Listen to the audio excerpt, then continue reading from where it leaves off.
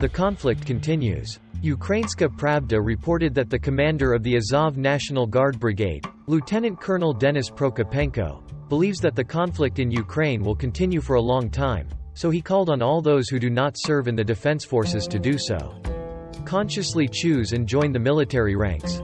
Mr. Prokopenko wrote on Facebook, "The best cure for the boredom, panic or apathy caused by thinking about the time frame of this conflict is active participation in the historical processes taking place in here and now."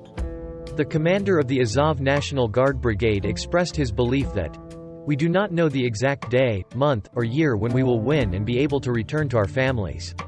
But we are confident that no matter what, we will win and be able to return to our families.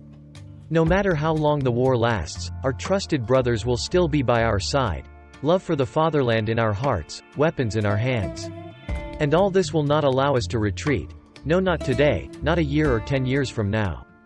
He urged, "Those who have not yet served in the defense forces of Ukraine must make a wise choice. Take up arms, join the ranks of the army or become a reliable rearguard of the army. Active actions to support the country's defense capabilities." The lieutenant colonel asserted, "This conflict will last. It could last for many years. It is up to us what we do every day to bring victory closer." Lieutenant Colonel Prokopenko noted that after almost 2 years since Russia began its special military operation, Ukrainians are increasingly asking, how long will this conflict last? And the uncertainty and likelihood of fighting will continue for years, weighing heavily on civilians and military personnel. According to him, Russia will never give up its geopolitical goals and will not let Ukraine escape its sphere of influence.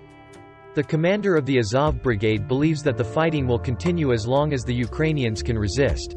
Any ceasefire, or arrangement, will be another pause to the enemy, to accumulate resources for a further attack. According to him, Ukrainians must be able to mobilize all the necessary resources at a critical moment and work with superhuman abilities.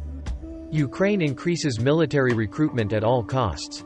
Sputnik reported that assessing Kiev's counterattack campaign, Russian Defense Minister Sergei Shoigu said on December 1 that the Ukrainian armed forces had failed and lost more than 125,000 soldiers and 16,000 weapons units after 6 months. Mr. Shoigu said that the mobilization of forces, the supply of weapons from the West and the amount of Ukrainian reserves sent to the battlefield remained unchanged, but only the scale of Kiev's damage increased. Ukraine has not commented on the numbers provided by Russia.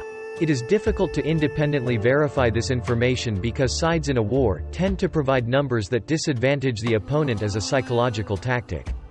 However, the New York Times recently published an article revealing that Ukrainian army recruiters have begun using strong measures such as confiscating passports in the context that the country needs to replenish troops for the war that is about to enter.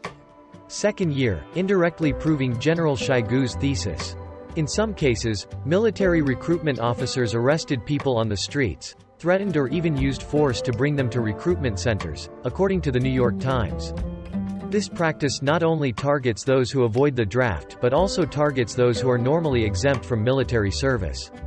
This is a sign of the challenges the Ukrainian army faces in maintaining its numbers.